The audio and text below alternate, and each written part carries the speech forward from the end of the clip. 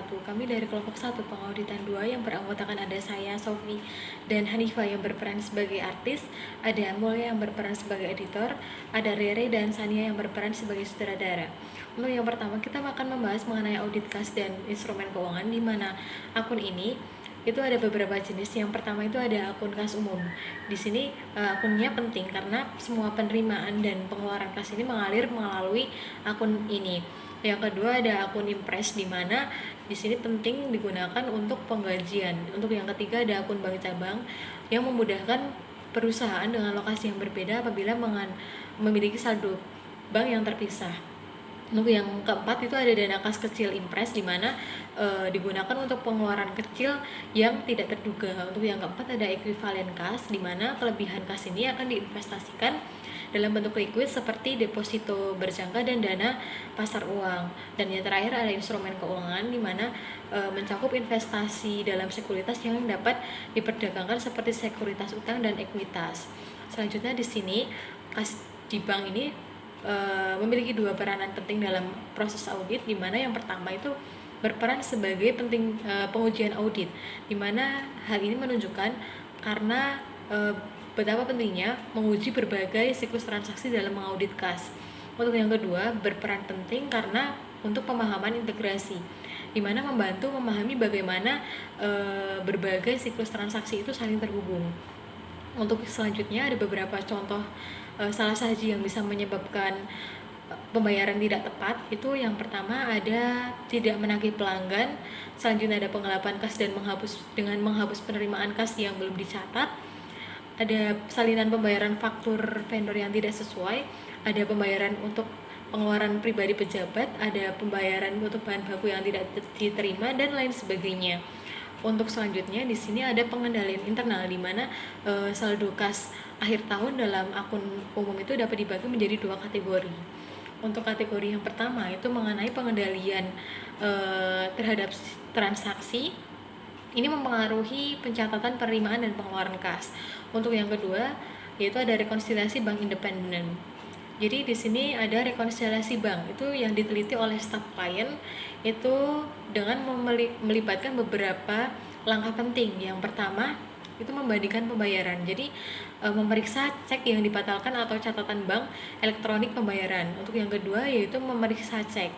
Yang ketiga ada membandingkan setoran. Jadi memastikan setoran di bank itu cocok dengan penerimaan kas yang tercatat. Dan yang keempat ada memeriksa urutan cek. Jadi memeriksa urutan nomor cek dan menyelidiki cek yang hilang. Selanjutnya ada merekonsiliasi semua item yang menyebabkan perbedaan. Selanjutnya ada merekonsiliasi total debit, total kredit, mereview transfer antar bank, dan yang terakhir ada menindaklanjuti cek yang beredar. Selanjutnya ada 3 prosedur yang perlu diperhatikan dalam proses audit. Yang pertama mengenai penerimaan konfirmasi bank, yang kedua ada laporan pisah batas bank, dan yang terakhir ada pengujian rekonsiliasi bank. Untuk yang pertama mengenai penerimaan konfirmasi bank, di sini ada langkah-langkahnya. Untuk langkah yang pertama itu bisa konfirmasi bank terlebih dahulu, meskipun tidak diwajibkan, namun untuk auditor itu biasanya meminta konfirmasi langsung dari bank tempat klien berbisnis, kecuali jika banyak akun tidak aktif. Untuk yang kedua itu melakukan tindak lanjut apabila bank itu tidak merespon, auditor itu bisa mengirimkan permintaan kedua. Untuk yang ketiga mengisi formulir standar. Nah, selanjutnya mengenai pentingnya konfirmasi bank di sini karena informasi dari konfirmasi bank ini mencakup seperti jumlah dan tanggal pinjaman, ada tanggal jatuh tempo, ada suku bunga dan jaminan yang ada. Selanjutnya, di sini ada proses verifikasi atau langkah-langkah verifikasi yang dilakukan auditor dalam hal penerimaan aktivitas pisah batas bank. Untuk yang pertama menghitung semua cek, memo debit dan setoran. Selanjutnya ada memastikan laporan bank itu seimbang, dan yang terakhir itu ada memeriksa bahwa semua item itu telah dibatalkan oleh bank pada periode yang benar.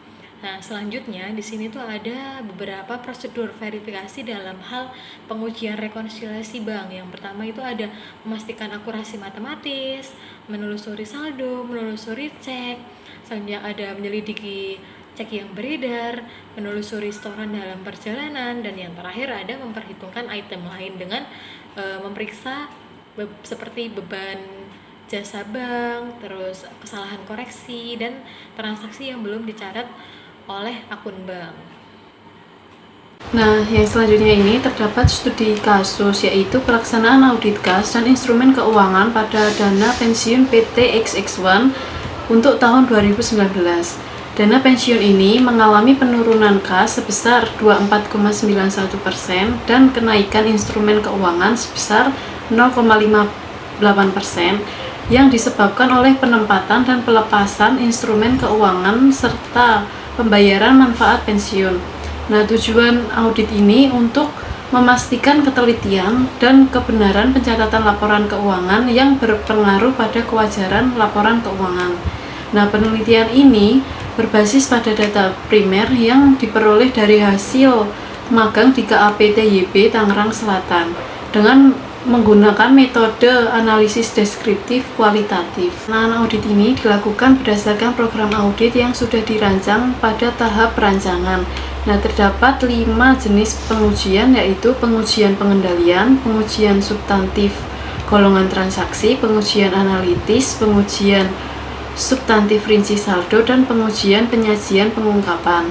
Nah, fokus pengujian ini adalah pada penerimaan dan pengeluaran kas serta penempatan dan pelepasan instrumen keuangan.